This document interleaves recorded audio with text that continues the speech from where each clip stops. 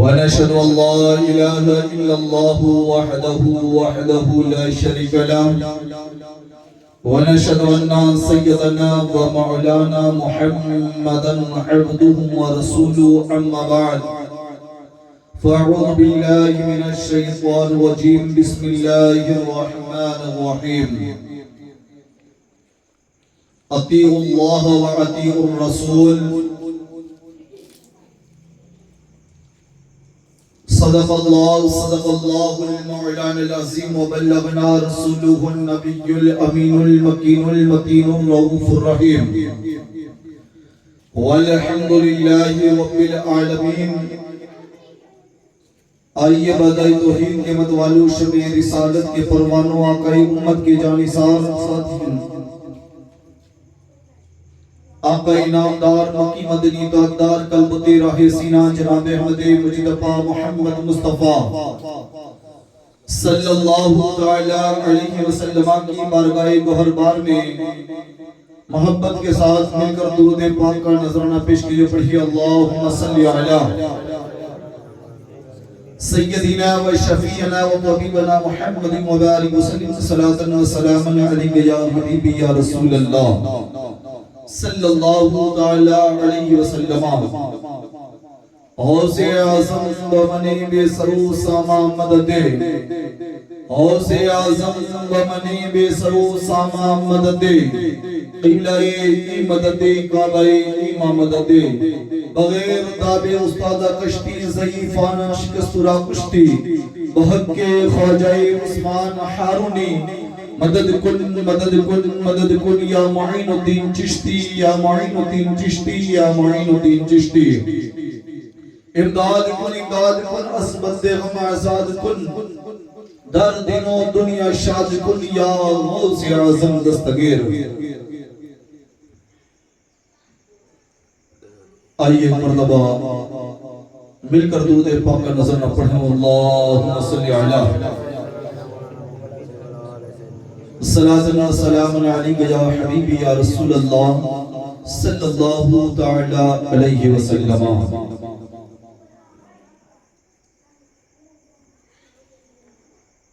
ذکر شہداء کربلا کی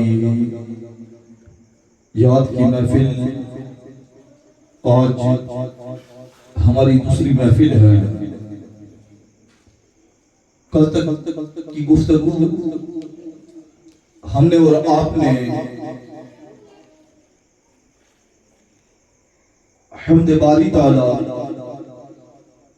اور اللہ رب العزت کے بنائی گئی چیزوں کی گفتگو کو ہم نے سماعت کیا.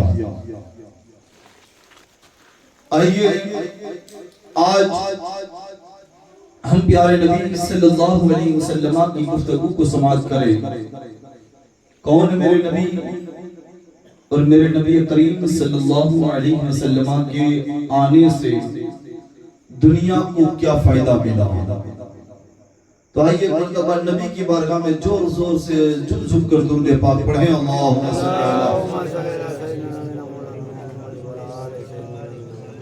صلاة و سلام علیک یا حبیبی یا رسول اللہ صلی اللہ تعالی علیہ وسلم.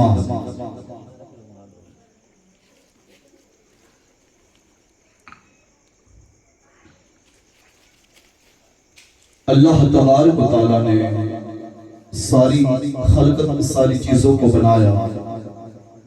زمین و آسمان، چاند و سورج، ستارے، ہوا، پانی، ہر چیز کو میرے رب نے بنایا. اب رب نے انسانوں کو بنایا. کل گفتگو آپ نے سماعت کی. آدم سے لے کر عیسیٰ تک انبیاء کرام آتے رہے. لیکن اب دیکھیں کہ انبیاء کرام علیہ السلام کون انبیاء کرام ہیں؟ انبیاء کرام علیہ السلام کی اگر زندگی کے بارے میں ہم اٹھا کر دیکھیں تو ایک لمبی فریشت ایک لمبا عرصہ گزر جائے. لیکن میرے آقا جو جان صلی اللہ علیہ وسلم کے پیادی بانی ہر ایک نبی کو اللہ تبارک و تعالیٰ نے اپنے پیارے حبیب دانا قیوم صلی اللہ علیہ وسلم کے صدقے توسل سے ہر ایک نبی کو رب نے معجزے عطا کیے، معجزے دے کر بھیجا۔ کسی کو عصا دیا، کسی کو کشتی کا معجزہ دیا، ہر ایک نبی کو معجزہ اور معراجوں سے نوازا۔ لیکن میرے نبی کریم صلی اللہ علیہ وسلم کی زندگی کو اگر ہم اٹھا کر دیکھیں نا، میرے محبوب کی زندگی کو اٹھا کر دیکھیں، مصطفیٰ کے کردار و اخلاق و آداب کو اگر ہم اٹھا کر دیکھیں تو ہم سمجھ میں آتا ہے میرے آقا دو جہاں صلی اللہ علیہ وسلم کے پیاری بانو حضرت مریم کے پیٹ سے حضرت عیسیٰ کو پیدا فرمایا، بنا باپ کے اللہ نے حضرت مریم کو اولاد عطا فرمائی۔ حضرت عیسیٰ علیہ نبی علیہ السلام کا کوئی باپ نہیں ہے۔ رب سے پوچھے کیسے کیا ہے؟ اللہ کہ حضرت عیسیٰ کو کیسے پیدا فرمایا؟ تو رب فرماتا ہے کہ اللہ علی کل شیء قدیر، کہ ہر چیز پر اگر کوئی قادر ہے تو رب کی ذات ہے۔ پروردگار چاہے تو بنا باپ کے بیٹے کو پیدا کرتا ہے، پوری دنیا اسے عیسیٰ کے نام سے یاد کرتی ہے۔ میرے آقا کے پیارے دیوانوں، اگر وہی رب چاہے، وہی پروردگار چاہے تو بنا ماں باپ کے آدم کو پیدا کرتا ہے۔ اس کو پوری دنیا حضرت آدم علیہ نبی کے علیہ السلام تسلیم کہتے ہیں۔ میرے آقا دو جہاں صلی اللہ علیہ وسلم کے پیارے دیوانوں، جب ایک ایک نبی پیغمبر بنا کر اتارا، آخر میں بات آئی تو قرآن کے ما کان محمد ابا احد من رجالکم محمد رسول اللہ صلی اللہ علیہ وسلم۔ اللہ تبارک و تعالی ارشاد فرماتا ہے کہ اے دنیا والو، اے دنیا والو، یاد رکھو سارے انبیاء کو میں نے بھیجا، سارے نبیین کو میں نے بھیجا، اب میں جسے اتارنے والا وما کان محمد، اب جسے میں بھیجنے والا ہوں، اب جسے میں دنیا میں اتارنے والا ہوں۔ رب کہتا ہے خاتم النبیین، اب میرے نبی کے بعد کوئی نبی نہیں آئے گا۔ کہتے سبحان اللہ، اب میرے نبی کے بعد کوئی نبی نہیں آئے گا۔ رب نے کہہ دیا کہ اب ایسا نبی بھیجوں گا، ایسا نبی اتاروں گا، ایسا نبی اتاروں گا کہ جو سارے نبیوں سے افضل ہوگا، سارے نبیوں سے افضل ہوگا۔ رب کہتا ہے ایسا نبی اتاروں گا جو سارے نبیوں سے افضل، اور افضل ہی نہیں سارے نبیوں کا سردار ہوگا۔ پوچھے اللہ کہ آدم کا بھی سردار کہاں، ابراہیم کا سردار کہاں، اسماعیل کا سردار کہاں، ابراہیم کا سردار کہاں، اسحاق کا سردار کہاں، یونس کا سردار کہاں، یحییٰ و موسیٰ کا سردار؟ رب کہتا ہے 1,00,000 کم و بیش 2,24,000 انبیاء کا سردار بن کر دنیا میں تشریف لانے والا میرا نبی آئے گا۔ میرا نبی دونوں جہاں کے لیے رحمت بن کر تشریف لائے گا۔ اب رب فرماتا ہے اس کے بعد کوئی نبی نہیں ہوگا، بس آخری نبی ہے، آخری نبی، اس کے بعد کوئی نبی نہیں ہوگا۔ رب نے کہا کوئی نبی نہیں آئے گا۔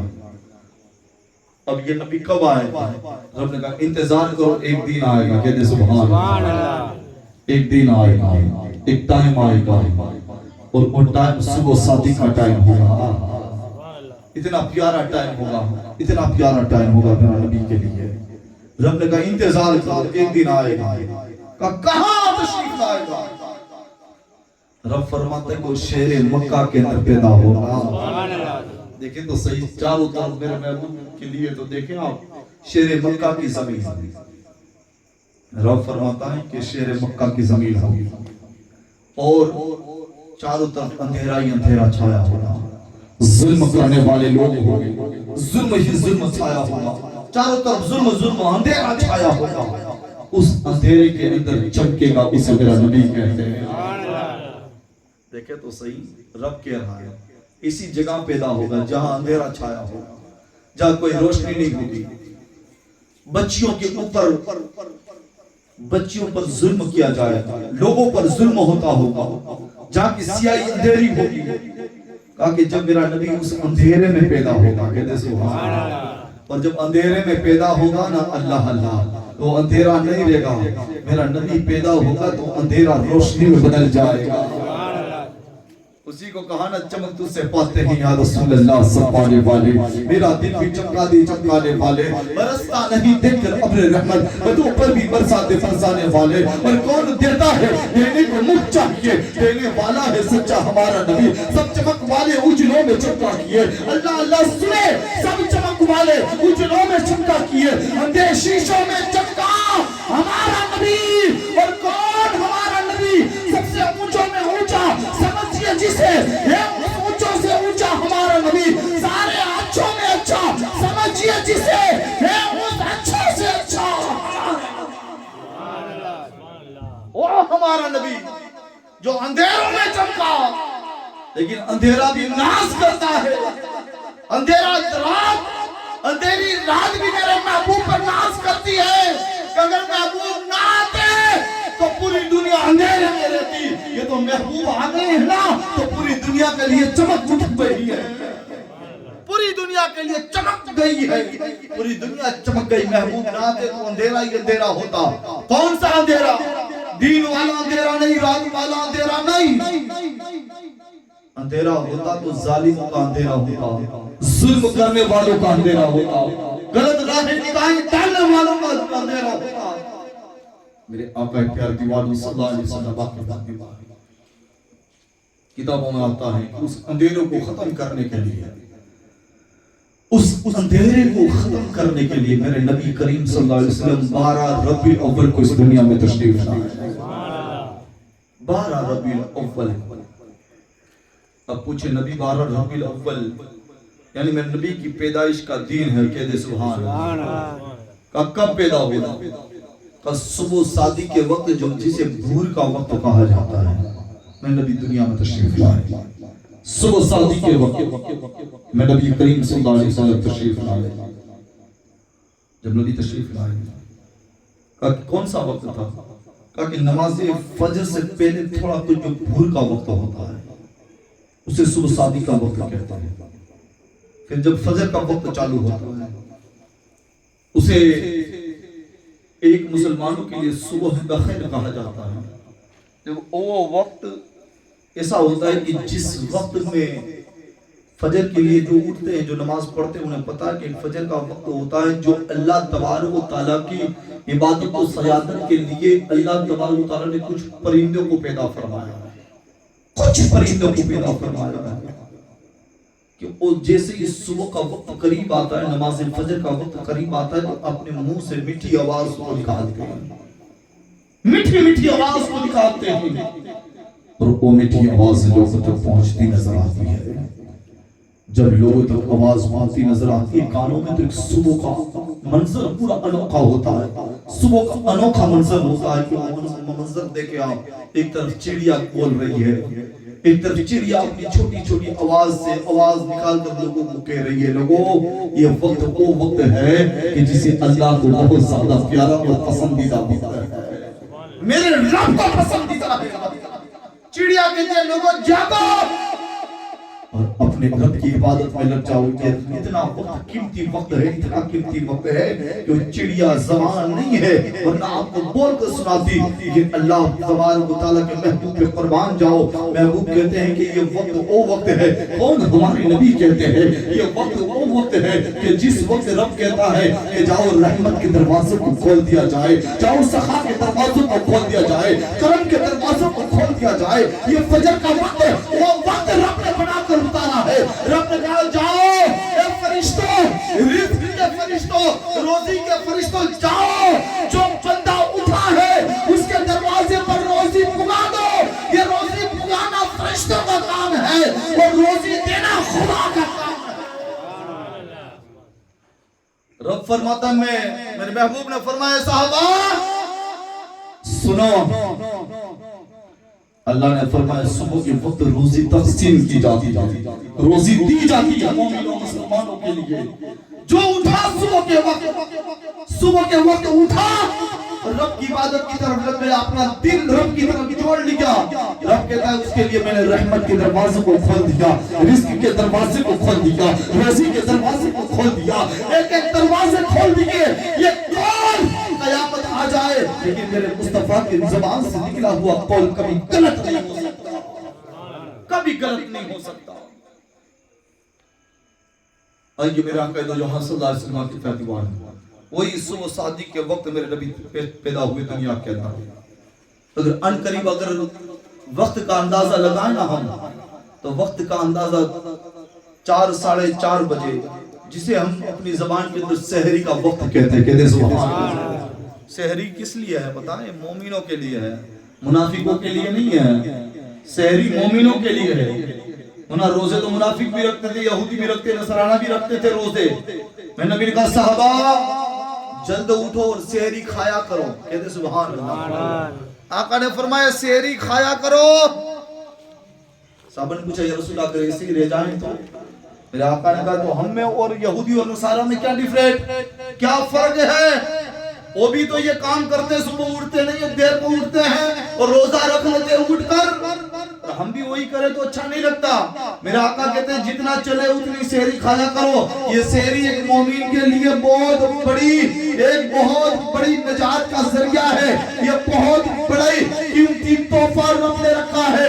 ورنہ بتا اے مسلمان، تو بتا تو صحیح، رمضان کے علاوہ کبھی تو نے 4 بجے اٹھ کر کھانا کھایا، کبھی 3 بجے تو نے کھانا کھایا، کبھی راتوں میں 3 بجے تم اٹھا، تیری بیوی رات میں 3 بجے اٹھ کر کبھی کھانا پکایا نہیں پکایا، لیکن رمضان کا چاند نظر آ گیا، ماہ رمضان المبارک کا چاند نظر آ گیا تو ہر گھر میں خوشی کے آثار نظر آ گئے۔ بچہ کہتا ہے ابا میں بھی روزہ رکھوں گا، بچی کہتی ہے ابا میں بھی روزہ رکھوں گا، ایک شوہر کہتا ہے بیوی سے میں روزہ رکھوں گا، ایک والدین کہتے ہیں میں روزہ رکھوں گا، تو گھر کا ماحول جیسے ہی صبح کے وقت بدل جاتا ہے، جو بندہ 10 بجے تک اٹھتا نہ تھا وہ بندہ 4 بجے میں اٹھ کر بیٹھ جاتا ہے، اور سامنے کبھی قرآن پڑھ رہا ہے، کبھی یاسین پڑھ رہا ہے، کبھی سحری کی نظر رکھتا ہے، کبھی دعائیں پڑھتا نظر آتا ہے۔ پوچھے یہ کس وجہ سے؟ یہ صرف تحفہ ملا تو کس کو ملا؟ یہ تحفہ نذرانہ ملا تو کس کو ملا؟ یہ تحفہ نذرانہ اور کسی کو نہیں، مصطفیٰ کے غلاموں کو ملا ہے۔ یہ 3 بجے اٹھنا، سحری کرنا، روزہ رکھنا، یہ تحفہ اور کسی کو نہیں ملا، ہم جیسے غلاموں کو ملا ہے، کیونکہ ہم مصطفیٰ کے کلمہ پڑھنے والے ہیں، مصطفیٰ کا نام لینے والے ہیں، مصطفیٰ سے محبت کرنے والے ہیں، مصطفیٰ سے عشق کرنے والوں کو ملتا ہے تحفہ۔ آقا نے فرمایا سحری کھاؤ، سحری کھانے سے اللہ جسم میں طاقت دیتا ہے۔ اب آگے بڑھ گئے، وہی میں حبیب صبح صادق کے وقت پیدا ہوئے، میں نبی کریم صلی اللہ علیہ وسلم دنیا میں آئے۔ جب دنیا میں تشریف لائے نا، صبح کا وقت تھا، چاروں طرف اندھیرا ہی اندھیرا چھایا تھا، جیسے ہی چاروں طرف اندھیرا ہی اندھیرا چھایا تھا، اندھیرا ہی اندھیرا، لیکن میرے نبی آئے نا تو ایک نور کی کرن پھوٹی۔ کہتے سبحان اللہ۔ لیکن تو صحیح میرے نبی کا آنے سے، میرے نبی دنیا میں تشریف لائے، نور کی کرن پھوٹی، جہاں اندھیرا تھا، جہاں ظلم تھا، جہاں ستم چھائے تھے، جہاں زندہ بچیوں کو زمین میں گاڑ دیا جاتا تھا، جہاں ایک دوسرے کا عزت ویلیو نہ تھی، ایک دوسرے لڑتے تھے، جھگڑتے تھے، فساد کرتے تھے، لیکن میرے نبی اسی جگہ پر، اسی زمین پر، مکہ کی زمین پر پیدا ہوئے۔ مکہ کی سرزمین کے اوپر جب میرے نبی پیدا ہوئے نا، اللہ تو سارے علاقے کے اندر ایک ہوا چلی، جسے صبح کی صادق کی ہوا کہتے ہیں، جو محبت بھری ہوا کا آغاز ہوا، ہوا چلی میرے نبی کی پیدائش کے وقت، وہ ہوا کے صدقے توسل سے ساری دنیا کے اندر محبت ہی محبت چھا گئی، محبت ہی محبت چھا گئی۔ اب وہ نور کی کرنیں پھوٹنے لگی۔ اب یہ کس کے گھر پیدا ہوئے؟ کہتے سبحان اللہ۔ یہ پیدا کس کے گھر ہوئے بتائیں؟ حضرت عبداللہ کے گھر پیدا ہوئے۔ کہتے سبحان اللہ۔ ہمارے نبی کے ابا کا نام کیا ہے؟ حضرت عبداللہ۔ کیا نام ہے؟ عبداللہ۔ ماں کا نام حضرت آمینہ۔ کیا نام ہے؟ ماں کا نام آمینہ۔ اب اگر باپ کی بات کروں، آپ کے والد کی بات کروں گھر میں، تو آپ کے باپ آپ کے پیدا ہونے سے پہلے مدینہ المنورہ کے لیے تجارت میں گئے اور بیچ راستے میں آپ کا انتقال ہو گیا، بیچ راستے میں آپ کا انتقال ہو گیا۔ اگر یہ بات کھول کر بیٹھو تو بہت لمبی چوڑی ہو جائے گی۔ باپ کا انتقال ہو گیا۔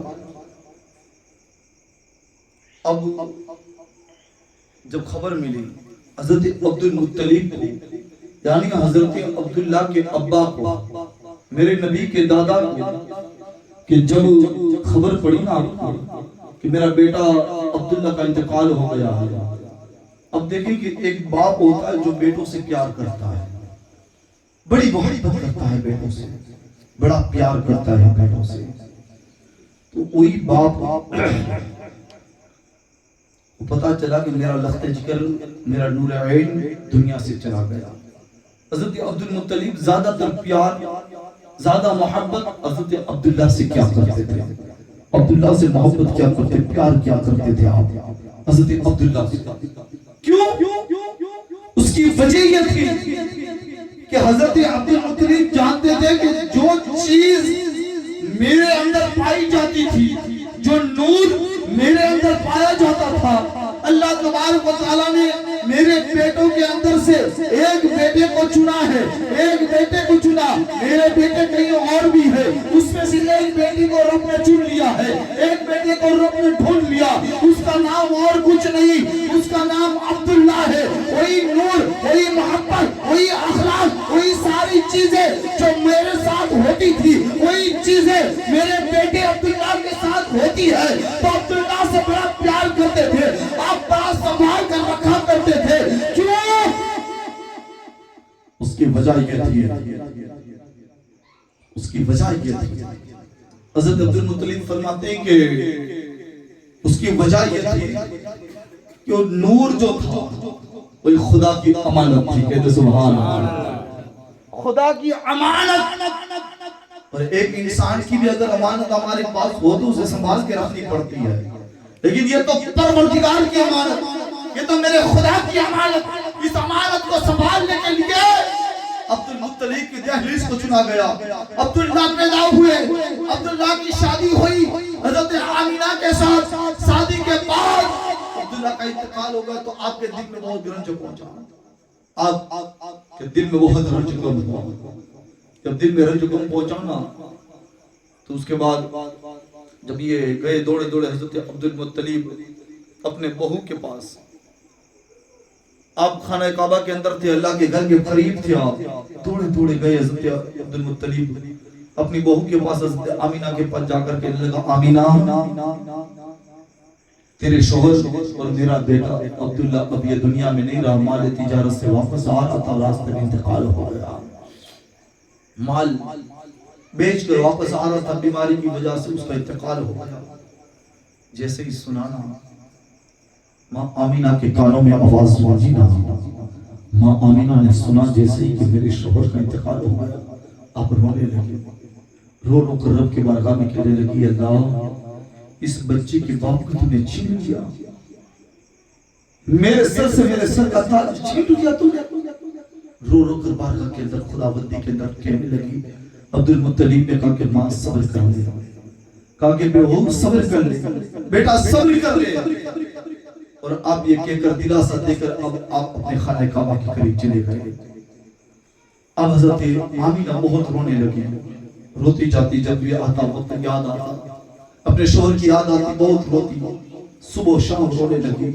اس دن گزرے نا، کم ختم ہوا نا، آپ گھر میں بیٹھی ہیں، آمینہ کی باتیں دیکھیں، آپ میرے محبوب کے ولادت کے پہلے کی باتیں بتا رہا ہوں، آمینہ پہ قربان جاؤ کہ ماں آمینہ گھر میں بیٹھی ہے، اللہ نے اس کی ماں آمینہ کی گود کے اندر، ماں آمینہ کے شکم کے اندر، پیٹ کے اندر اللہ نے ان نبیوں کا سردار رکھا ہے، ان نبیوں کا سردار ہے، سارے نبیوں کا امام ہے، ساری دنیا کے لیے رحمت بن کر آنے والا نبی وہ ماں آمینہ کے پیٹ میں ہے. آمینہ مسکراتی ہے, کبھی ہنستی ہے, کبھی ماں آمینہ کے جسم سے خوشبو آتی ہے, کبھی ماں آمینہ کے اندھیرے گھر میں رونق آ جاتی ہے, کبھی مصطفیٰ جان رحمت کی وجہ سے رونق نظر آتی ہے. ماں آمینہ کنفیوز ہو گئی. اب ماں آمینہ کہتی ہے کیا ہونے لگا, مجھے کچھ پتا نہیں چلتا. جیسے ہی رات ہوتی ہے تو میرے گھر میں روشنی رہتی ہے, جیسے ہی رات ہوتی ہے تو میرے گھر میں روشنی کے دیے جلنے لگتے ہیں. اور جس جگہ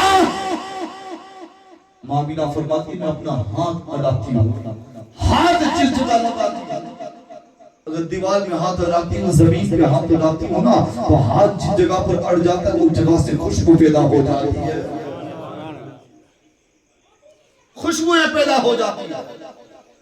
ماں آمینہ دیکھیں آپ کہتی ہے کہ خوشبویں پیدا ہو جاتی ہیں. اب یہاں تک ایسا ہو گیا کہ میرے گھر کے قریب سے کوئی گزرتا تو اسے خوشبو آنے لگتی.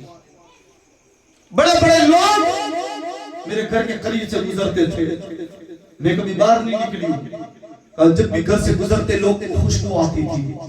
جب خوشبو آنے لگی نا لوگوں کو, بعضوں کے گھر تک خوشبویں پہنچنے لگی, تو سارے لوگ حضرت عبد المطلب کے پاس گئے, آمینہ کے سسر کے پاس گئے, جا کر کہنے لگا عبد المطلب تمہاری بیوی, تمہارے بیٹے کی بیوی, تمہاری بہو کو غم نہیں ہے کہ اپنے شوہر کے جانے کا؟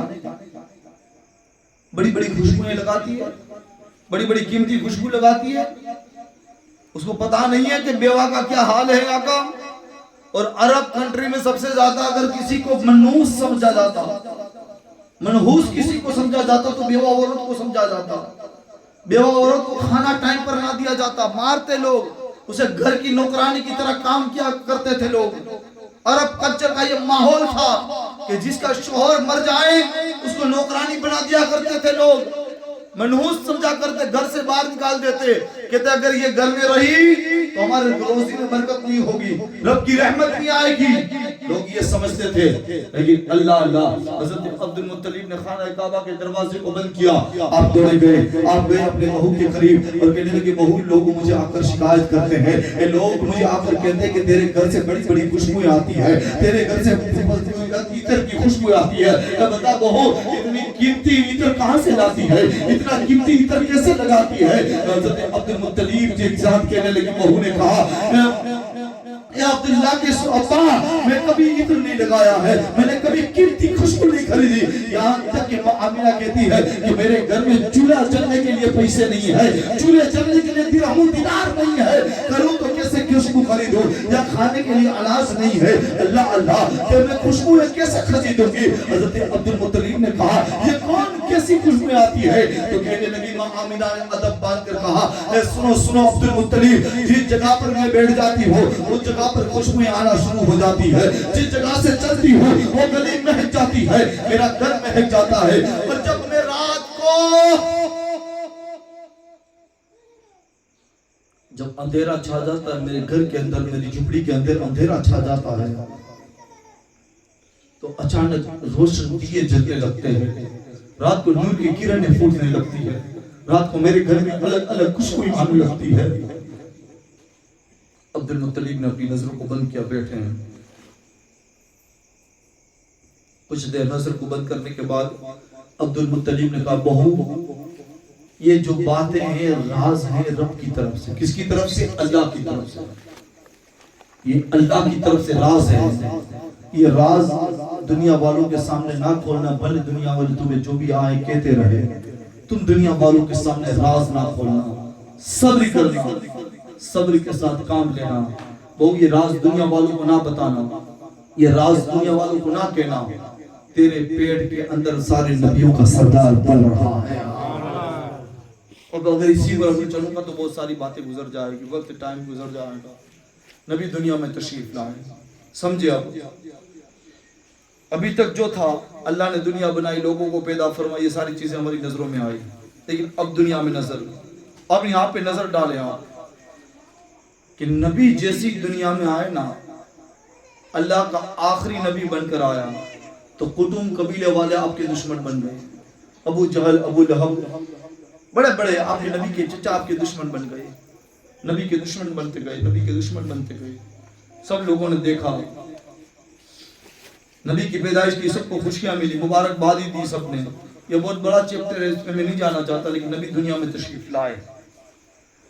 40 برس تک میرے نبی کریم صلی اللہ علیہ وسلم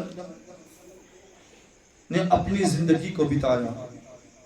اب کس طرح بتایا ذرا اس پہ نظر ڈال لے، پھر ہم آگے بڑھیں. میرے نبی کریم صلی اللہ علیہ وسلم ماں آمینہ کے گھر پیدا ہوئے. کچھ دن کے بعد ماں کا انتقال ہو گیا. ماں دنیا سے چلی گئی، کچھ دن گزرے تو ماں کا بھی انتقال ہو گیا. اب میرے نبی کریم صلی اللہ علیہ وسلم مصطفیٰ جان رحمت صلی اللہ تعالی علیہ وسلم دائی حلیمہ کی دہلیز پر پڑے، یعنی رضائی ماں، دودھ پلانے والی ماں جسے دائی حلیمہ کہتے ہیں. کچھ ماہ تک رہے آپ. اب آپ چلنے کے پھرنے کے قابل ہوئے تو پھر حضرت عبد المطلب یعنی آپ کے دادا کے پاس چلے آئے. اس کے پاس اپنے دادا کے پاس آئے. دادا کے پاس آئے. جب تک آپ کے دادا کی زندگی تھی، اللہ نے زندگی دی تھی، تب تک آپ دادا کے قریب رہے. آخری وقت قریب آیا تو آپ نے اپنے بچوں کو بلایا. دادا نے سارے بچوں کو بلایا اور بلانے کے بعد کہا کہ میری وصیتیں ہیں، کچھ نصیحتیں سن لے. اب میرا آخری وقت چلتا ہے. خانہ کعبہ کا گورنر تھا، ساری چیزیں میرے پاس، سارا حساب و کتاب میرے پاس، سب کچھ میرے پاس ہے. اب یہ ساری چیزوں کا اختیار کس کو دیا جائے گا؟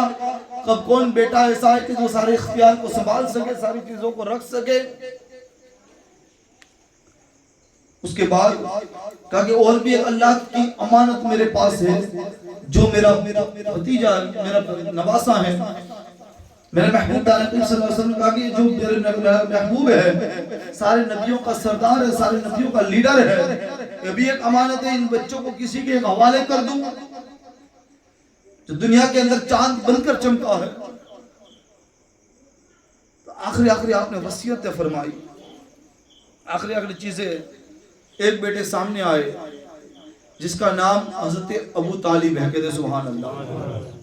یہ نبی کے چچا ہیں اور حضرت عبد المطلب کے بیٹے ہیں. حضرت عبداللہ کے بھائی ہے.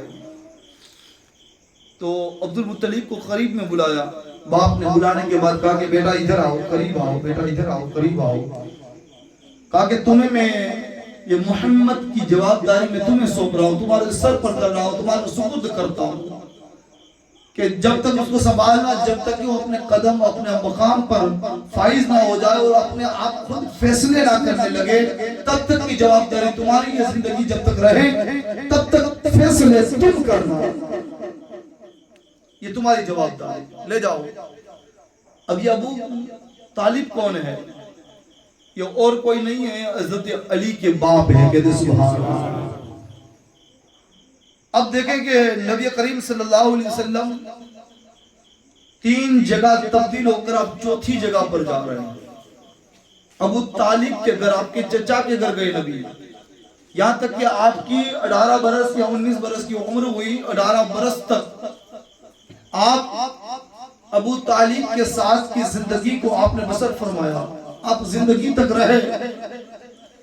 پھر اگر اٹھا کر دیکھیں تو پھر آپ کی نکاح حضرت خدیجہ الکبریٰ رضی اللہ تعالیٰ عنہ کے ساتھ ہوئی.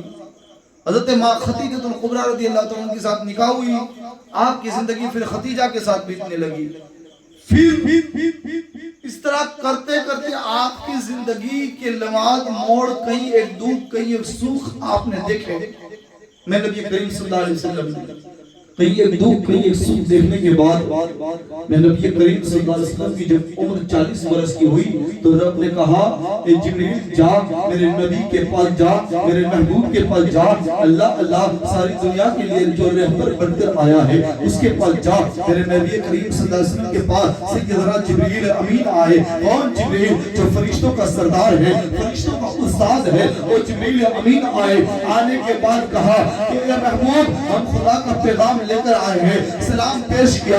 سلام پیش کرنے کے بعد کہا محبوب، خدا کا فرمان لے کر آئے ہیں، خدا کا حکم لے کر آئے ہیں، خدا کا حکم لے کر آئے ہیں. میرے نبی کریم صلی اللہ علیہ وسلم نے فرمایا بتاؤ جبریل، میرے محبوب نے کون سا حکم دیا ہے، کون سا حکم دیا ہے، کون سا اختیار میرے محبوب نے مجھے دیا ہے، بتاؤ.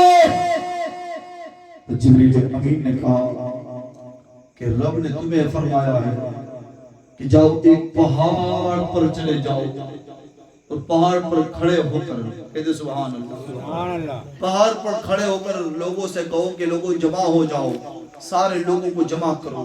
سارے لوگوں کو جمع کیا میرے نبی کریم صلی اللہ علیہ وسلم نے۔ جب سارے لوگ جمع ہو گئے نا تو اب میرے نبی اور رب نے فرمایا جبریل جا اب بتا، سارے لوگ جمع ہو گئے نا، کہا کہ ہاں جبریل جا اب بتا کہ وہ نبوت کا اعلان کرے۔ کہتے سبحان اللہ۔ یہ رب کی مشیت تو دیکھیں آپ، رب کی مرضی تو دیکھیں آپ کہ 40 سال تک ان مکہ والوں کے درمیان، ظالموں کے درمیان، ظلم کرنے والوں کے درمیان، زندہ بچیوں کو گاڑ دینے والوں کے درمیان ساری چیزوں کا معائنہ فرمایا، ساری چیزیں میرے نبی کو دکھائی۔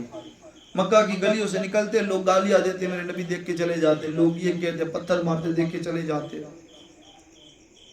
کوئی بچیوں کو گاڑ دیتا تھا، میرے نبی دیکھتے، کوئی کیا کر رہا ہے، کوئی کیا کر رہا ہے، کون سی پوجا کر رہا ہے، کوئی کیا کر رہا ہے، سب میرے نبی دیکھتے، سب میرے نبی معائنہ فرماتے۔ میرے نبی ساری چیزوں کو دیکھنے کے بعد 40 برس گزر کے ان لوگوں کے بیچ میں رہے۔ میرے نبی ڈائریکٹ فیصلے نہیں لے لیے، ڈائریکٹ سدھارنے کا نبی کو نہیں کہہ دیا کہ ڈائریکٹ سدھارو، نہیں، 40 برس کی عمر تک انتظار کرایا رب نے، 40 برس کی عمر تک انتظار کرایا۔ 40 برس کی عمر گزر جانے کے بعد رب نے کہا کہ اے محبوب اب کہو لوگوں کو، اب بتاؤ کہ میں اللہ کا نبی ہوں۔ میں نبی نے اعلان کیا، اے لوگوں میں اللہ کا نبی ہوں، مجھ پر ایمان لاؤ۔ اے لوگوں میں اللہ کا نبی ہوں، مجھ پر ایمان لاؤ۔ اے لوگوں میں اللہ کا نبی ہوں، مجھ پر ایمان لاؤ۔ میرے نبی کریم صلی اللہ علیہ وسلم نے جب یہ کہا نا تو لوگوں نے آپ کو سامنے ہنسنے لگے، کوئی مذاق اڑانے لگے، کوئی آپ کو جادوگر کہنے لگے، ماذ اللہ رب العالمین، کوئی کیا سے کیا آپ کو کہنے لگے، کوئی آپ پر تانے ڈالنے لگے، کوئی کسی پر بات سنی نہیں، لوگ جانے لگے۔ اتنے میں ایک بندہ کھڑا ہوا جس کا نام ابو قحافہ کا بیٹا، جسے پوری دنیا عبداللہ بیجتیت کے ساتھ یاد کرتی تھی، جسے پوری دنیا یقینیت کے ساتھ یاد کرتی تھی، جب وہ بندہ کھڑا ہوا اور کہا انا الحق، انا الحق، اے محبوب آپ نے جو فرمایا وہ آپ نے حق فرمایا، اے محبوب آپ نے جو کہا سچ کہا۔ پھر اگر یہ بات آ جائے الحق مرحوم وزحق الباطل ان کان باطل زہوقا، کہ جب حق آیا تو باطل کا نیست نابود ہو گیا، ان کان باطل زہوقا، جب باطل کو مٹنا پڑا، حق آ گیا تو باطل نابود سے ختم ہو گیا، باطل کا جانا پڑے گا۔ اب حق کون ہے، حق کس کے ساتھ ہے؟ دیکھیں آپ، میں نبی کریم صلی اللہ علیہ وسلم نے کہا کہ مجھ پر ایمان لاؤ، میں اللہ کا نبی ہوں، تو کوئی گواہی دینے کے لیے تیار نہ تھا، کوئی حق کہنے کے لیے تیار نہ تھا، کوئی حق کہنے کے لیے تیار نہیں، کوئی نبی پہ بھروسہ کرنے کے لیے تیار نہ تھا۔ اسی وقت ابو قحافہ کا بیٹا اٹھا جسے پوری دنیا سیدنا صدیق اکبر کہتی ہے، پوری دنیا صدیق اکبر کے نام سے یاد کرتی ہے، اٹھے اور کہنے لگے یا رسول اللہ لبیک، آپ نے سچ کہا، صدقت یا رسول اللہ، صدقت یا رسول اللہ، آپ نے سچ کہا، سچ کہا، سچ کہا کہ آپ حقیقت کے اندر اللہ کے نبی ہیں۔ کیوں؟ اس چیز کو معائنہ فرمائیں، صدیق اکبر نبی سے 2 یا 3 یا 4 سال کم سے کم چھوٹے ہیں، زیادہ نہیں۔ پوری زندگی صدیق اکبر کی چلنا پھرنا، اسلام سے پہلے، اعلان نبوت سے پہلے سیدنا صدیق اکبر رضی اللہ تعالی عنہ مولا تبارک و تعالی آپ کی زندگی نبی کے ساتھ گزرتی، بیٹھنا اٹھنا نبی کے ساتھ، ختیجہ کا مال لے کر صدیق اکبر ادھر سے نکلتے، ادھر سے آپ مصطفیٰ بھی نکلتے، تو صدیق اکبر دوسرے کے غلام تھے، مصطفیٰ صدیق اکبر کا مال لے کر جاتے تھے، راستے میں صدیق اکبر اور مصطفیٰ دونوں ساتھ میں چلتے تھے، دونوں کی احترام عزت تھی، دونوں کی بہت عزت کیا کرتے، صدیق اکبر محمد کی عزت کرتے اور محمد رسول اللہ صلی اللہ علیہ وسلم سیدنا صدیق اکبر کی عزت کیا کرتے تھے۔ آپس میں دونوں کی محبت، دونوں کی عشق تھا، پیار تھا دونوں کا۔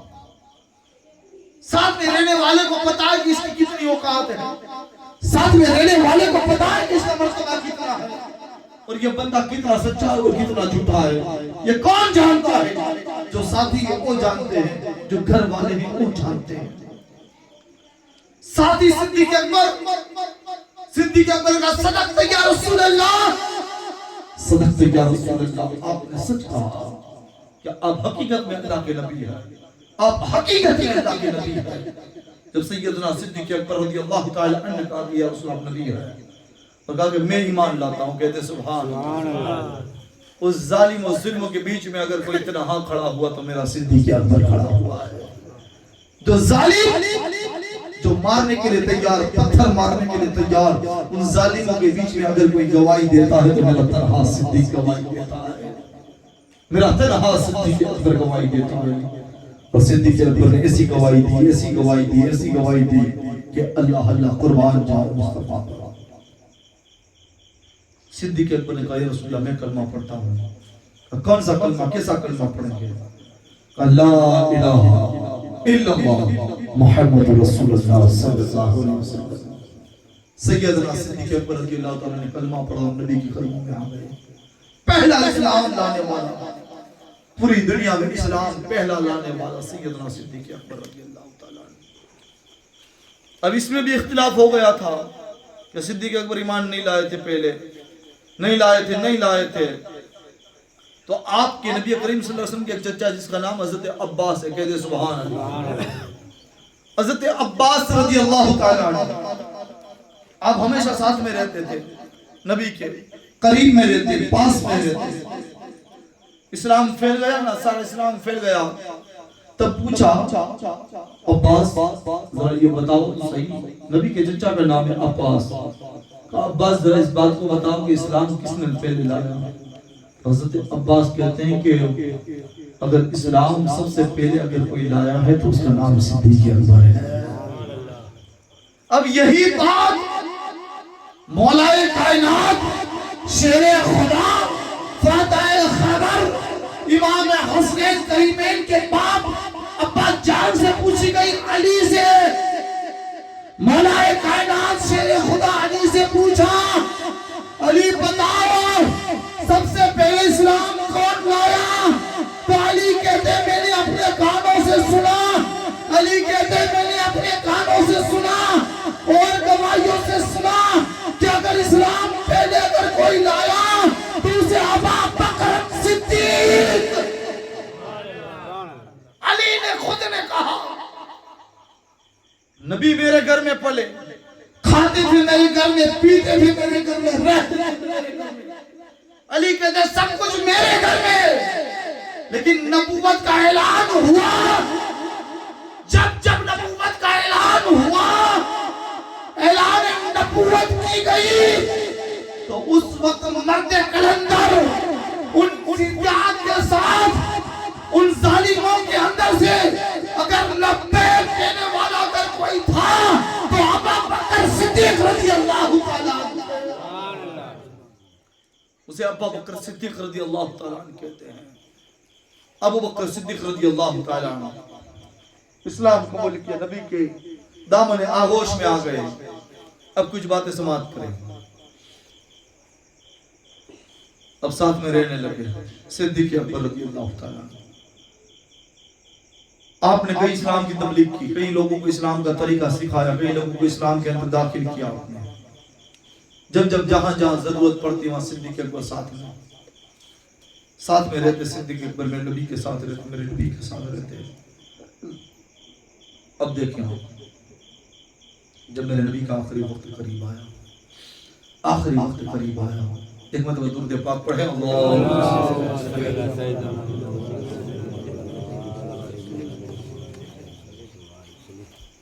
صلاۃ و سلام علیک یا حبیبی یا رسول اللہ صلی اللہ علیہ وسلم. کہ جب میرے نبی کریم صلی اللہ علیہ وسلم کا مثال کا قریب آیا وقت، میں نبی نے لوگوں کو بلایا، صحابہ کو بلایا. صحابہ کو بلانے کے بعد میرے نبی کریم صلی اللہ علیہ وسلم نے فرمایا کہ میرے پر قرضہ کسی کا ہو تو آؤ لے جاؤ. کسی کے پاس سے کچھ کے لیے قرضہ ہو امانت ہو جو کچھ بھی ہو میں نبی فرماتے ہیں آؤ لے جاؤ آؤ لے جاؤ. تو کسی کا قرضہ تو نہیں تھا, کسی کا قرضہ نہیں تھا.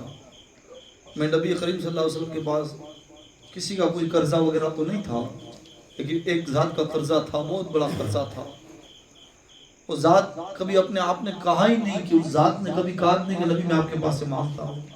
میرے نبی کو جب ضرورت پڑتی تو دے دیتے, لے جاتے, پھر کہتے نہیں کہ آپ واپس کب دو گے, نہیں کہتے. بہت بڑا قرضہ تھا اسلام میں, مال میں, ذریت میں, سب میں قرضہ تھا, بہت بڑا قرضہ. تو میں نبی کریم صلی اللہ علیہ وسلم نے کہا کہ ابو بکر صدیق کہاں ہے؟ کہتے سبحان اللہ. سامنے لائے ابو بکر صدیق کو, کہا ابو بکر میرے پر قرضہ نہیں ہے. کہے رسول اللہ میرے ماں باپ آپ پہ قربان دیکھے تو صحیح, غلاموں کو دیکھے تو صحیح. صدیق اکبر کہتے ہیں یا رسول اللہ میرے ماں باپ آپ پر قربان, آپ پر قرضہ کیسے؟ آپ تو ہمارے آقا ہے, آپ تو ہمارے آقا ہے, آپ پر قرضہ, آپ پر قرضہ کیسے ہو؟ جو کچھ دیا ہے آپ کی صدقے تو ملا ہے نا, جو کچھ میرے پاس ہے, جو کچھ ہے وہ سب یا رسول اللہ آپ کا ہے, اور قرضہ نہیں, وہ جو کچھ تھا وہ میرے صدقے بھلے ملا لیکن مالک تو تھا. کہتے سبحان اللہ. نبیوں کو دیکھے تو صحیح, نبی کا رہبر میرے نبی کو دیکھے تو صحیح, میرے نبی کی سخاوت دیکھے, میرے نبی کی اخلاق دیکھے, نبی کی عشق و عقیدت کو دیکھے. آپ کہا کہ ابو بکر قرضہ ہے. پھر فرماتے ہیں میرے نبی سامنے کھڑا رکھ کر فرمائے کہ اللہ گواہ رہنا, اس کا قرضہ تیرا محبوب نہیں تجھے دینا ہے. دیکھیں تو صحیح, صدیق اکبر کو کہہ رہے ہیں, سامنے کھڑا رکھا اور کہہ رہے اللہ تو گواہ رہنا, اس کا قرضہ اگر کوئی پورا کرے گا تو میرا رب پورا کرنے والا ہے. کتنی محبت ہوگی, کتنا پیار ہوگا. اس کے بعد کچھ دن کے بعد میرے نبی کریم صلی اللہ علیہ وسلم جب دنیا سے وصال فرمائے, اب ظاہری دنیا سے جا رہے باطن کی طرف, جب ظاہری دنیا کو چھوڑ کر جا رہے نا, جب آپ کا انتقال ہوگا تو ملک الموت قریب آیا, فرشتہ روح کھینچنے کے لیے قریب آیا. اللہ میرے نبی کریم صلی اللہ علیہ وسلم کے پاس آیا. یہ ہر ایک نبیوں کے پاس گیا, آدم کے پاس گیا, عیسیٰ کے پاس گیا, ادریس کے پاس گیا, موسیٰ کے پاس گیا, موسیٰ کے پاس گیا, سب نبیوں کے پاس گیا. حضرت موسیٰ علیہ الصلوۃ والتسلیم کے پاس آیا. سن لے اس بات کو, موسیٰ کے پاس آیا, ملک الموت, موت کا فرشتہ آیا موسیٰ کے پاس, موسیٰ نبی کے پاس. اللہ کا کلیم جسے بات کرنے والا رب سے کہتے کلیم اللہ, اللہ سے بات کرنے والے کے پاس آیا, موسیٰ کے پاس. جب موسیٰ کے پاس آیا نا, موسیٰ بیٹھے ہوئے ہیں دہلیز کے اندر, موسیٰ بیٹھے ہوئے ہیں. کہا کون؟ کہا میں ملک الموت اسرائیل. کہا کس لیے آیا؟ کہا تمہاری روح کھینچنے. موسیٰ کا جلال تھا, موسیٰ غصے میں تھا, خار بہت تھا, موسیٰ بہت خار تھا, بہت غصہ تھا, جل جلال تھا. جیسے سنا میری روح نکالنے آیا. موسیٰ نے ایک تماچا مارا, فرشتے کی آنکھ نکال کے ہاتھ میں دے دی, جا میری روح تو کھینچے گا, میری روح تو نکالے گا. موسیٰ کی جلال ایک جاپٹ دی, ایک جاپٹ میں فرشتے کی آنکھ نکال کر دے دی. فرشتہ گیا رب کے پاس, اللہ تیرے نبی موسیٰ نے تو آنکھ نکال دی, آنکھ نکال دی. رب نے کہا مار, اندر فیٹ ہو جائے گی. فیٹ ہو گئی آنکھ. آنکھ جب چلی گئی نا تو کہا کہ اللہ میں اس کی روح نکالنے گیا, اب اس نے جاپٹ مار دیا, اب کروں تو کیا کروں. رب نے کہا جانے کا طریقہ یاد نہیں, کہتے سبحان اللہ. ورنہ فرشتوں کو کسی کی ضرورت نہیں جس کو یاد رکھنا. اللہ بھیجے تب دروازہ کھلا نہ ہو نا تو دروازہ کھول کے بھی آ جاتے ہیں, اسے پوچھنے کی ضرورت نہیں پڑتی. جب چاہے تب ٹائم ختم, روح نکال لے. لیکن یہ اللہ کے پیغمبروں کے لیے کہا جا موسیٰ کو کہتے سبحان اللہ. اللہ کہتا ہے جا, جانے کا طریقہ رب دکھا رہا ہے. نبیوں کے پاس جائیں تو کیسے جائیں, نبیوں کے پاس جائیں تو کیسے جائیں. نبیوں سے ادب سے بات کرنے کا طریقہ رب خدا سکھا رہا ہے. کسے ملائکہ کو کہہ رہا ہے کہ ملائکہ جاؤ تو اس طرح جاؤ, جا موسیٰ کے پاس جا اور کہہ کہ رب نے تجھے سلام بھیجا ہے. کہتے سبحان اللہ, رب نے تجھے سلام بھیجا ہے, رب نے سلام بھیجا ہے, رب نے سلام بھیجا ہے. ملک الموت کو سکھا رہا ہے رب نے سلام بھیجا ہے, اور کہنا کہ رب کی طرف سے ایک بات لے کر آیا ہوں, رب نے ایک حکم دیا ہے. اللہ جبریل علیہ الصلوۃ والتسلیم کہ یہ سردار ہیں, فرشتوں کے سردار, لیکن طریقہ اسے سکھایا جا رہا ہے. جبریل کہہ رہا طریقہ سیکھ لے, اس طرح روح نکالی جائے گی. بہت شوق تھا, جبریل نے کہا تجھے بہت شوق تھا, زمین سے مٹی اٹھانے کا، اب تو طریقہ سیکھ کہ مٹی سے بنے ہوئے انسان کے پاس جانے کا طریقہ کیا ہے۔ مٹی کے بنے ہوئے انسان کے پاس جانے کا طریقہ کیا؟ یہ میرا خدا سکھا رہا ہے کہ جا ملک الموت، جتنا بھی بڑا غصے میں ہو۔ الحمدللہ ہم نے دیکھا ہے کہ آدمی بڑے بڑے غصے میں ہوتے ہیں نا، بڑے بڑے غصے میں ہو کہ کسی کو جواب نہ دیتے ہو، وہاں جا کر السلام علیکم میٹھی بات کرو نا، بیچارہ 5 منٹ میں پگھل جاتا ہے، کیونکہ یہ انسان ہے مٹی کا بنا ہوا ہے۔ کس کا؟ مٹی کا۔ زیادہ تر غصہ نہیں رہتا، اور غصہ کرنا بھی، زیادہ دیر رکھنا بھی، یہ بھی شیطان کا کام ہے، ہمارا کام نہیں ہے۔ محبت کرے، لوگوں سے پیار کرے، اپنے بھائیوں سے پیار کرے، اپنے کنب والوں سے پیار کرے، اپنے خاندان سے پیار کرے۔ اگر دشمن بھی ہو، اگر غصے میں ہم نے کچھ بول دیا ہو، اب ہم سے بڑا یا چھوٹا اگر ہم نے بول دیا تو کچھ دیر کے بعد معافی مانگ لے۔ اللہ فرماتا ہے جب وہ معافی مانگتا ہے تو اس کے گناہوں کو میں معاف کر دیتا ہوں، معاف کر دیتا ہوں گناہوں۔ تو ہمیشہ محبت کے ساتھ رہے۔ اللہ نے کہا جا، آیا ملک الموت، بیٹھے موسیٰ۔ موسیٰ دیکھا، پھر آیا، کس لیے؟ کس لیے آیا؟ کہ میں اللہ کا حکم لے کر آیا ہوں۔ کہتے سبحان اللہ۔ تو موسیٰ نبی نے کہا کہ اللہ کا حکم لینے والا، نبیوں کے پاس آنے والا تو جبریل، ہمیشہ جبریل آتا ہے۔ تجھے کب سے ڈیوٹی سونپتی ہے؟ تجھے یہ نوکری پہ رب نے کب سے رکھ لیا؟ کہا مجھے رکھا نہیں، لیکن آج رب نے مجھے تمہارے پاس بھیجا ہے۔ کہا کیا کہا؟ کہ رب نے سلام کہا ہے۔ کہتے سبحان اللہ، رب نے سلام کہا ہے، رب نے سلام کہا ہے۔ تو موسیٰ کا دل پگھل گیا، تھوڑا سا پگھل گیا کہ میرے رب کا سلام آیا، رب کا سلام آیا، رب کا سلام آیا۔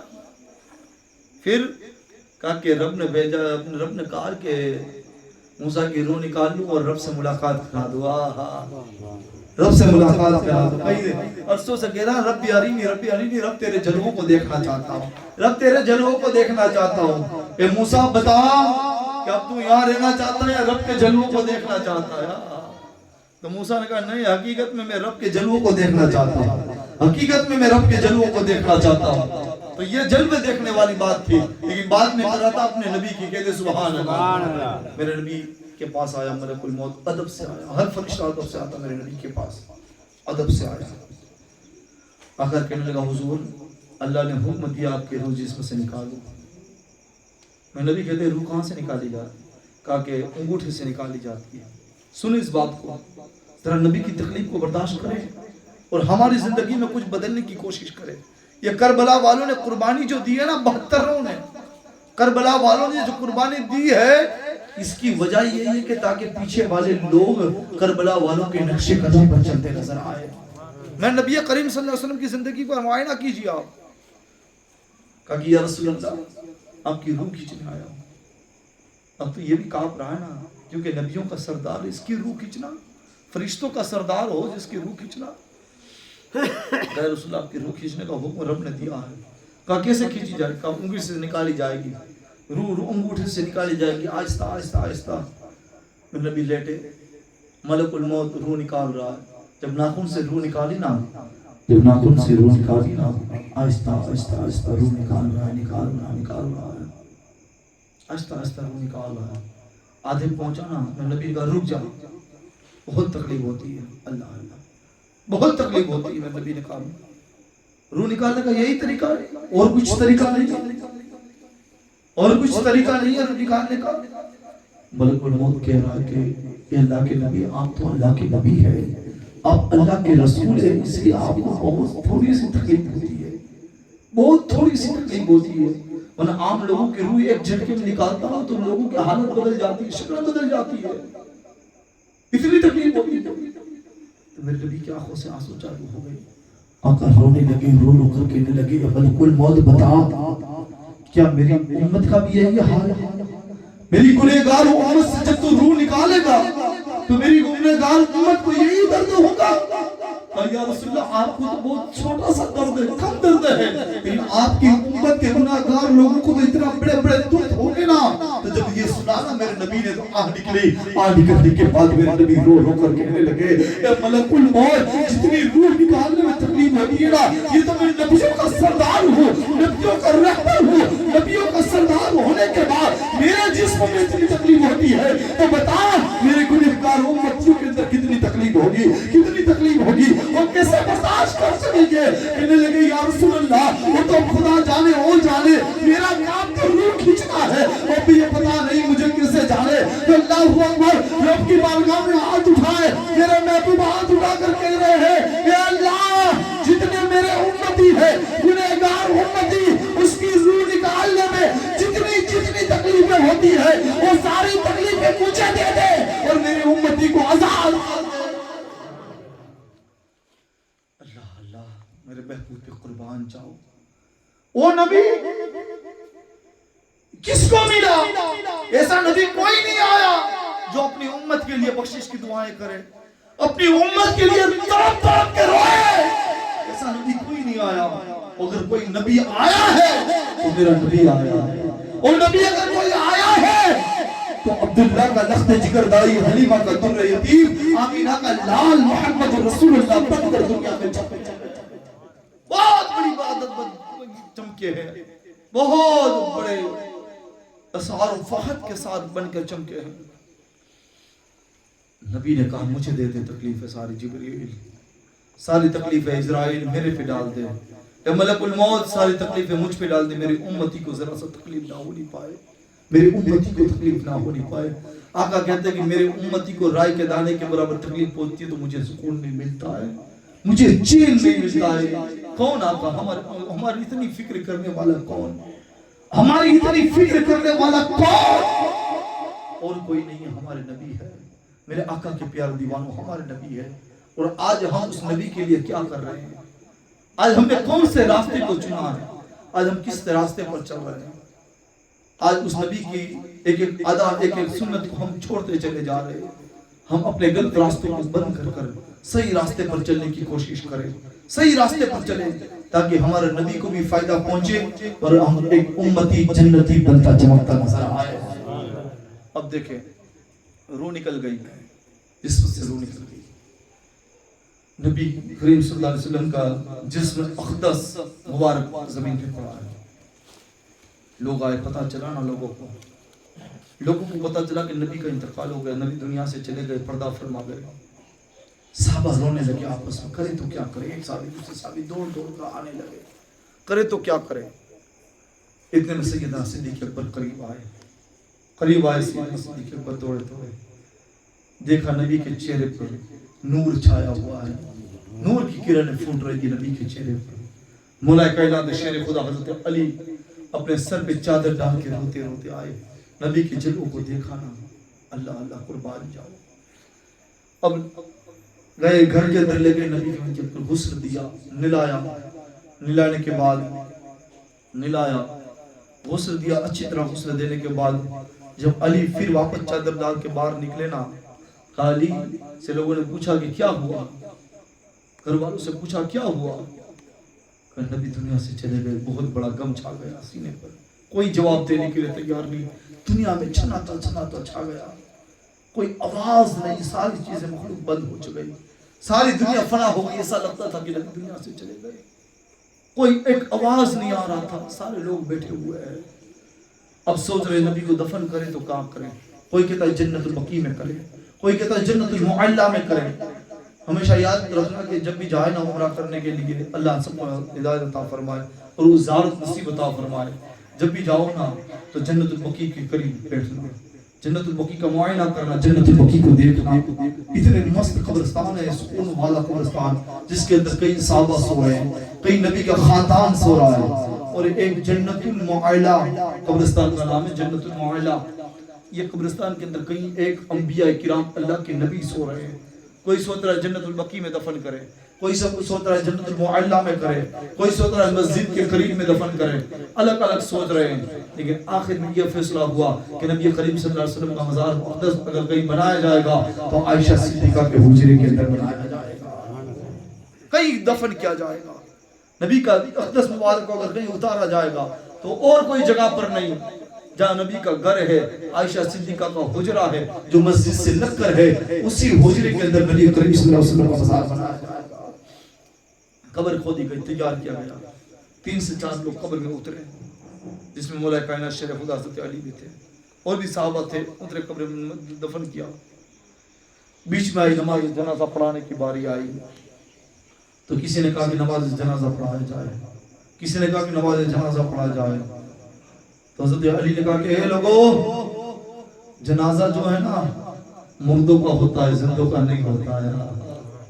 پھر مسکرا کر کہا کہ اے لوگو، جنازے کی نماز مردے کی ہوتی ہے، زندوں کی نہیں، میرا نبی زندہ ہے، میرا نبی زندہ ہے، زندہ ہے، زندہ ہے۔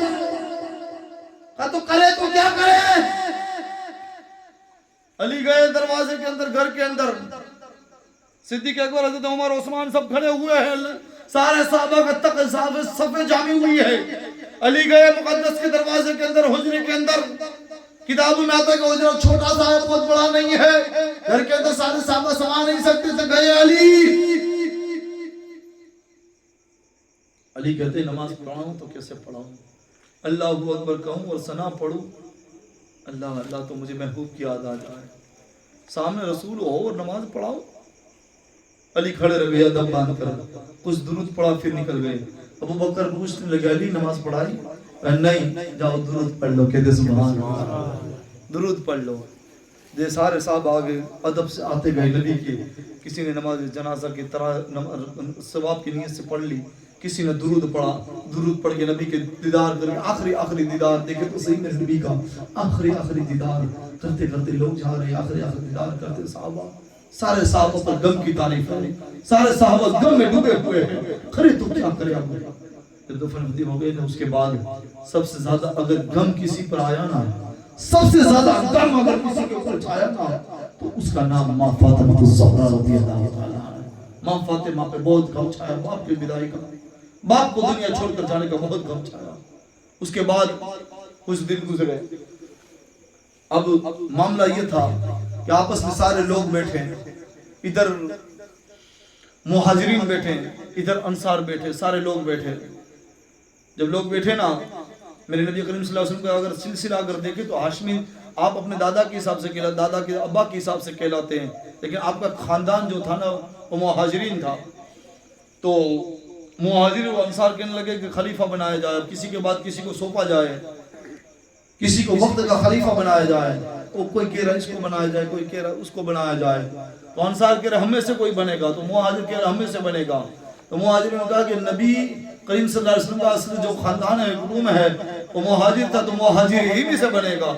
تو اتنے میں سارے لوگوں نے، بڑے بڑے لوگ جمع ہوئے، بڑے بڑے لوگوں نے، بڑے بڑے صحابہ نے، جس نے زبیر رضی اللہ تعالیٰ عنہ کہتے ہیں، ایک صحابی کھڑے ہوئے، حضرت زبیر قریب آئے، حضرت سیدنا صدیق اکبر کا ہاتھ پکڑا، ہاتھ پکڑ کر صدیق اکبر کو کھڑا کیا، کھڑا کرنے کے بعد کہتے کہ اگر یہ لوگ مانیں یا نہ مانیں، لیکن زبیر یہ کہتا ہے کہ الحمدللہ کل بھی تم ہمارے امام تھے، نبی زندہ تھے، تب بھی تم نماز پڑھایا کرتے تھے، اور آج نبی کے جانے کے بعد، نبی کے وصال کے بعد، نبی دنیا چھوڑ کر گئے، اس کے بعد اگر آج کوئی ممبر کا وارث ہے، ممبر پر بیٹھنے والا اگر کوئی ہے، ممبر کی شان و شوکت شوبہ دینے والا اگر کوئی ہے، تو اسے ابو بکر صدیق رضی اللہ عنہ کھڑے ہو کر کہا کہ میں آپ کے ہاتھ میں بیعت کرتا ہوں، آپ کے ذریعے سے رسول صلی اللہ علیہ وسلم کہ آپ نائب رسول ہیں، آپ ممبر کے وارث ہیں، آپ کے آج سے جتنا بھی آپ کا حکم ہوگا، جیسا بھی ہوگا، میرے سر کے آنکھوں پر۔ جب کھڑے ہو کر آپ نے بیعت کر لی تو سارے صحابہ نے بیعت کی۔ بیعت کرنے کے بعد سارے لوگ گئے، سیدنا صدیق اکبر نے دیکھا ممبر پر، اللہ اللہ جب ممبر پہ نظر ڈالی نا تو صدیق اکبر کی آنکھوں سے آنسو جا رہے ہیں۔ صدیق اکبر کہتے ہیں اس ممبر پہ میں چڑھا، جس ممبر پر میرے محبوب بیٹھا کرتے تھے، جس مصطفیٰ کے قدم پڑا کرتے تھے، جس ممبر پہ نور چمکتا تھا، وہ ممبر پر آج میں بیٹھوں۔ سیدنا صدیق اکبر ممبر کی پگتیے پر بیٹھ گئے، ایک زینے پر سیدنا صدیق اکبر بیٹھ گئے۔ تو جب بیٹھے نا، کہے لوگوں، صدیق اکبر نے خطبہ پڑھا، خطبہ پڑھنے کے بعد سیدنا صدیق اکبر نے آگے بڑھایا، مصطفیٰ کے مشن کو آگے بڑھایا، مصطفیٰ کے وارث بن کے آگے بڑھایا۔ اور الحمدللہ آپ ممبر پر بیٹھے، ساری مسجد بھری ہوئی تھی، جس کے اندر سے 2 صحابہ نہیں تھے، 2 صحابی نہیں تھے، غم کی وجہ سے نہیں تھے وہ، اور یہ کوئی غلط فائدہ نہ اٹھا لے کہ ان کو صدیق اکبر پسند نہیں تھے۔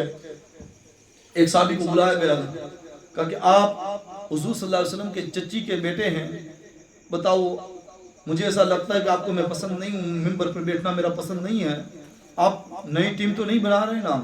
تو انہوں نے کہا نہیں، بس مجھے نبی کے جانے کا غم ہے، اس وجہ سے میں مسجد میں نہیں آ پایا ہوں، بس جب بھی مسجد کے دروازوں کو دیکھتا ہوں تو مجھے نبی کی یاد آ جاتی ہے، میں نہیں آ پایا ہوں۔ تو اسی وقت اس صحابی رسول صلی اللہ علیہ وسلم نے، نبی کے پھوپھی کے بیٹے نے اسی وقت کھڑے ہو کر کہا کہ لوگوں میں بھی صدیق کو اپنا امام مانتا ہوں، کہتے سبحان اللہ۔ پھر سیدنا صدیق اکبر نے نظر ڈالی، صدیق اکبر نظر ڈالی نا تو مولا علی کہیں نظر نہیں آئے، مولا علی کہیں نظر نہیں آئے۔ کہا کہ جاؤ مولا علی کو بلا کے لاؤ۔ مولا علی کیوں نہیں آئے؟ کیونکہ ایک وجہ یہ تھی مولا علی نہیں آنے کی، کیونکہ مولا علی کو بھی بہت غم تھا، اور آپ کی بیوی حضرت ماں فاطمہ اتنی تڑپ تڑپ کے روتی تھی کہ نبی کے جانے کے بعد کہ کوئی سنبھالنے والا گھر میں نہیں تھا، حسن کریمین چھوٹے چھوٹے، کوئی سنبھالنے والا نہیں تھا، اس وقت کوئی سنبھالنے والا نہیں تھا، بہت غم تھا۔ مولا علی اپنی بیوی کو ہاتھ میں لے کر بیٹھے ہوئے ہیں، بھوک پیاس کی وجہ سے تڑپ رہی ہے، بیوی کو ہاتھ میں لے کر بیٹھے ماں فاطمہ کو، اور علی کو جب بلایا گیا تو علی فوراً دوڑے دوڑے آئے، آنکھوں سے آنسو بساتے ہوئے کہا علی میں ممبر پہ بیٹھا ہوں، اگر آپ حکم دے تو بیٹھوں ورنہ اتر جاؤں۔ لیکن مولا کائنات شیر خدا نے اپنا ہاتھ اونچا کیا، اور ہاتھ اونچا کرنے کے بعد کہا صدیق رسول کے وقت بھی تم نماز پڑھایا کرتے تھے، رسول نے حکم دیا ہے کہ اگر نماز پڑھنی ہے، اگر نماز پڑھنی ہے تو اگر تمہیں امام چاہیے تو اور کوئی نہیں، جب تک میرا صدیق زندہ ہے تو صدیق کے پیچھے نماز صدیق کے پیچھے نماز پڑھا کرنا۔ یہ علی نے کہا، یہ جب علی نے کہا تو سارے لوگ آنکھوں سے آنسو بہا کر کہنے لگے کہ علی کی حق بات ہے، علی نے حق کہا، علی نے سچ کہا کہ جب تک صدیق اکبر ہو تب تک کوئی مسلح پہ نہ چڑھے، صدیق اکبر کو مسلح پہ چڑھایا جائے۔ اسی وقت سیدنا مولا کائنات شیر خدا حضرت علی رضی اللہ تعالیٰ نے ہاتھ پکڑا کہا صدیق کل بھی تم ہمارے امام تھے، آج بھی ہے، اور جب تک تمہاری زندگی رہے گی تب تک علی کی امام تم ہی ہو۔ علی نے بھی دعویٰ کر لیا، علی نے بھی مان لیا، اب سارے لوگوں نے مانا۔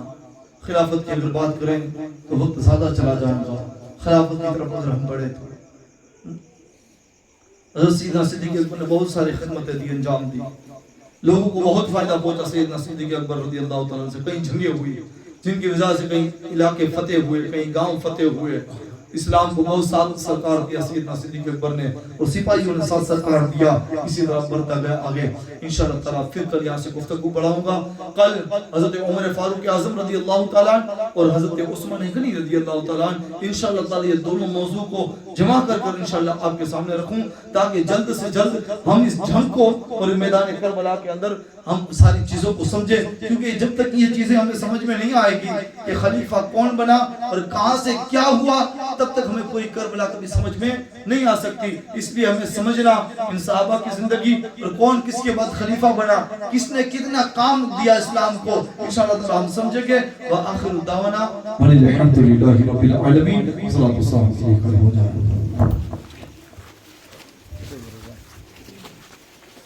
وسلم۔